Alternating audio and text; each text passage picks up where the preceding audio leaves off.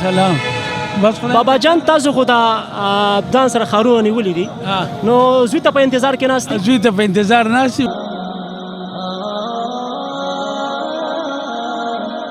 موږ وایو چې بس خدای پاک د دین دا دغه خدای پاک کامیاب کړي. الله دې ټولو مسلمانانو ته خیر کړي. د بابا آدم بابا نواله تر دې وخته پر څونو مسلمانانو پاتې خدای دې وبخي. دا خو نن ستاسو دپاره ډېر د خوشحالۍ خبره ستاسو زوی نن پراغت وشو او ته به ورته نن ښار اچې او تاسو دې خدای کامیاب کړي. ډېره د خوشحالۍ خبره الله پاک دې ټول پاکستان ته ټولو مسلمانانو ته دې خدای خیر پېښ کړي او خدای دې کامیاب کړي. آمین. د استادانو جدایي ده. د استادانو سره مو 12 کاله تېر کړل.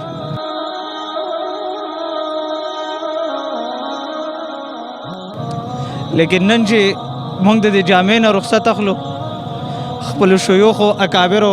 اساتذو راته کم دستار را په سر کړلو نو دغه جدایي نشو برداشت کولی او یو موده خبره جړی او خفه کوي مو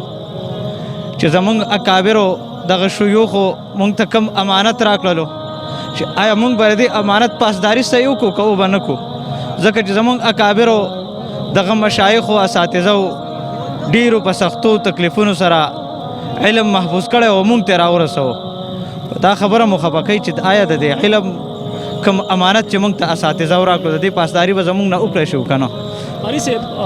نن کو تاسو ته هغه ملګري به م یادېږي چې تاسو کوم ملګري نن پرېښودل مدرسه پرېږدئ مدرسې نه ځئ تاسو نن ستاسو پراغت وشو که نه چې داسې ملګري چې موږ اته کاله په یو ځای باندې لکه درونو غوندې تېر کړل. زما یو ملګری دی د توتکان بټخیلې چې ما هغه په یو ځای باندې اته کاله تېر کړل او موږ روټۍ هم یو ځای اته کاله وخوړله د خولې نوړۍ مو راواخیستله یو بل له مو ورکړله خو لیکن چې نن مو فراغت دی نو هغه هم په سرو سترګو جړی موږ زه هم جاړم.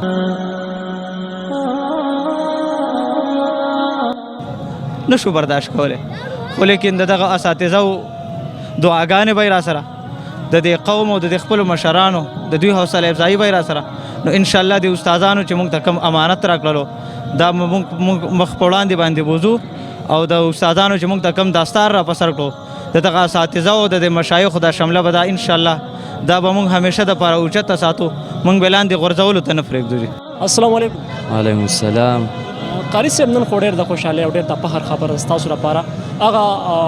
چې کوم والدین ستاسو نن پروګرام ګوري خو ډېر زیات خوشحاله وي څه پیغام تاسو ورکړئ؟ انشاءالله د الله جل شانو له کلاک شکر دی او د خپل والدینو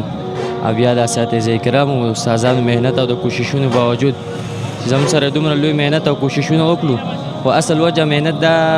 الو رنګ راوړي چې کله سره د والدینو یا د مور پلار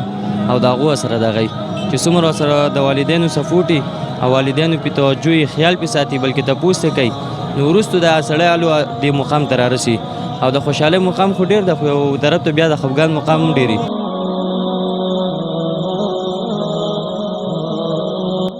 طالبې دا زندګي نه چې دا ډېر بهترین زندګي د علماو سره ناست او روزانه علماو ته کتئ شیخ قاسم صاحب په شانتې مشر حفیظ صاحب په شانتې شیخ عبدالسلام صاحب په شانتې شیخ صالح صاحب په شانتې او بل دا لویه دیني اداره ده. نن خو ستاسو لپاره د خوشحالۍ خبر هم ده او بیا د خفګان خبر هم ده ولې چې تاسو د دې مدرسې نه فارغ شولې ډېر د خفګان خبره ډېر د خفګان خبره چې اصل وجه دا ده چې د استادانو مینه محبت دومره زموږ سره چې د هغو نه جدایي زموږ لپاره ډېره ناممکن وي بلکې طلبه اکثریت ډېر په کثرت په جړا سره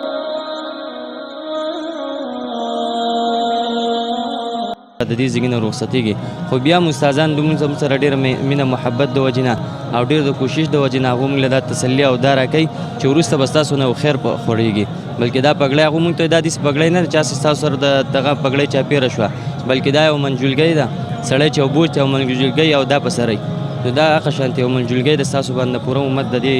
کلي کم طرف ته زیږې ته لاړ شي موږ پخپله د سوات یو نو په هغې کې به ستاسو نه د دې د مدرسې چې کوم استادانو کوم تربیت کړی دی نو د هغې په دغه سره لحاظ سره به خیر خبره وکړه تاسو سره سوات یې او جی د سوات یو جی الحمدلله سوات کې کوم ځای سوات کې د منګوري زجی مبارک شي یا الله خوشحاله کړي جزاک الله. بس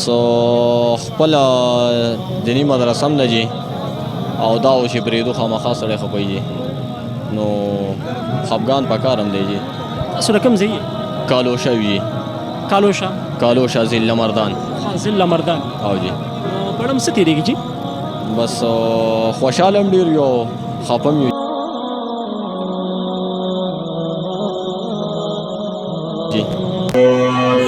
درس د خپل بخاري دا